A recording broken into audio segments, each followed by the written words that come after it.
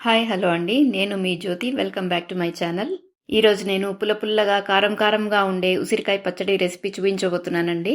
ఈ పచ్చడిని వేడివేడి అన్నంలో నెయ్యి వేసుకొని తింటే అబ్బా అద్భుతంగా ఉంటుంది. మరింకా ఆలస్యం చేయకుండా ఉసిరికాయ పచ్చడి రెసిపీ ఎలా చేయాలో చూసేద్దాం రండి. నేను ఇక్కడ 1/2 కిలో ఉసిరికాయలు తీసుకున్నానండి.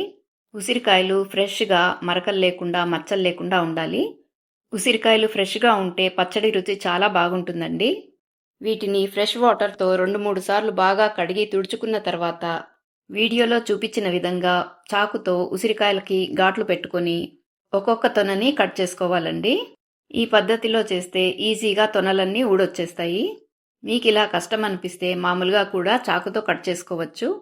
ఇలా ఉసిరికాయ ముక్కల్ని చిన్న చిన్న ముక్కలుగా కట్ చేసుకొని పెట్టుకోవాలండి. తర్వాత స్టవ్ పైన ఒక ప్యాన్ పెట్టుకొని 2 టేబుల్ స్పూన్ల ఆయిల్ని వేసుకున్నాను.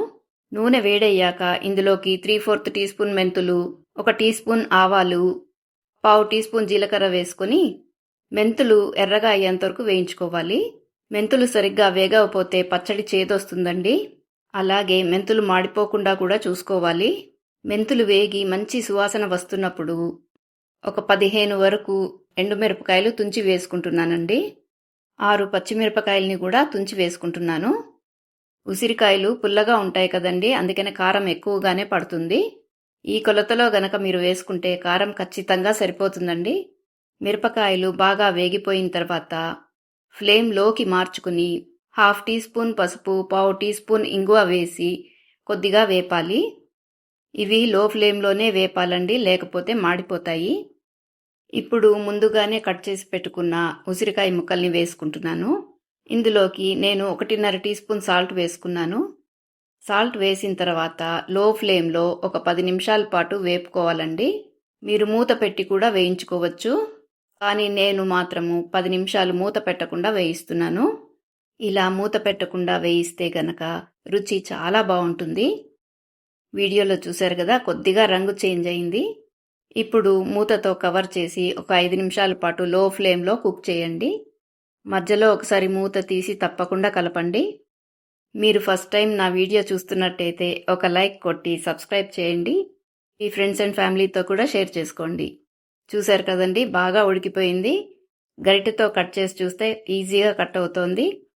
ఇలా బాగా కుక్ అయిన ఉసిరికాయ ముక్కల్ని కంప్లీట్గా చల్లారనివ్వాలండి. వేడి మీద అస్సలు గ్రైండ్ చేయకండి. ఇప్పుడు ఒక మిక్సీ జార్ తీసుకొని బాగా చల్లారిన ఉసిరికాయల్ని మిక్సీ జార్లోకి ట్రాన్స్ఫర్ చేసుకోవాలి. ఈ పచ్చడి 4-5 రోజులు నిల్వ ఉండాలంటే నీళ్లు వాడకుండా గ్రైండ్ చేసుకోవాలి. లేదు తొందరగా వాడేస్తాము అనుకుంటే కనుక కొద్దిగా వాటర్ వేసుకొని మెత్తగా గ్రైండ్ చేసుకోవాలండి. నేను వాటర్ యూజ్ చేయకుండానే గ్రైండ్ చేసుకున్నానండి, కానీ మా ఇంట్లో అస్సలు మిగలేదు. ఒక్క రోజులోనే అయిపోయింది మొత్తము. ఇప్పుడు పోపు వేసుకోవడానికి స్టవ్ పైన ఒక ప్యాన్ పెట్టుకొని ఇందులోకి 4 టేబుల్ స్పూన్ల ఆయిల్ వేసుకోవాలి. ఆయిల్ బాగా వేడైన తర్వాత ఇందులోకి ఆవాలు, జీలకర్ర, శనగపప్పు, మినప్పప్పు అన్నీ కలిపి 1 టేబుల్ స్పూన్ వేసుకున్నాను. ఇవన్నీ కొద్దిగా వేగి కలర్ చేంజ్ అయిన తర్వాత 5-6 వెల్లుల్లి రెబ్బల్ని క్రష్ చేసి వేసుకోవాలండి. క్రష్ చేసిన వెల్లుల్లి పచ్చడికి మంచి ఫ్లేవర్ని ఇస్తుంది. వెల్లుల్లి కొద్దిగా కలర్ చేంజ్ అయ్యేంత వరకు వేపాలండి.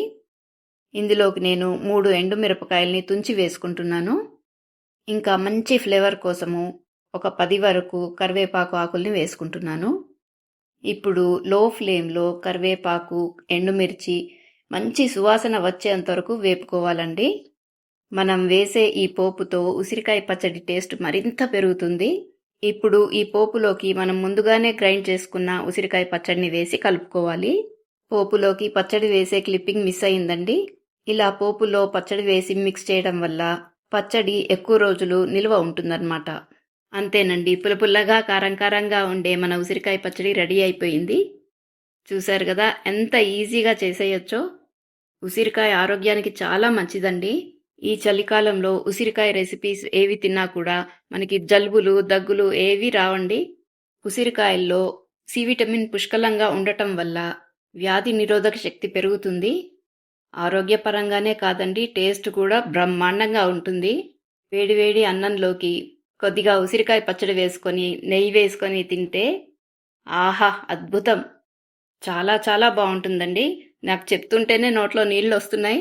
మీరు కూడా ఒకసారి తప్పకుండా ట్రై చేసి మీ ఫీడ్బ్యాక్ని కామెంట్ సెక్షన్లో షేర్ చేయండి. మరొక మంచి రెసిపీతో మళ్ళీ కలుద్దాం. Thank you for watching.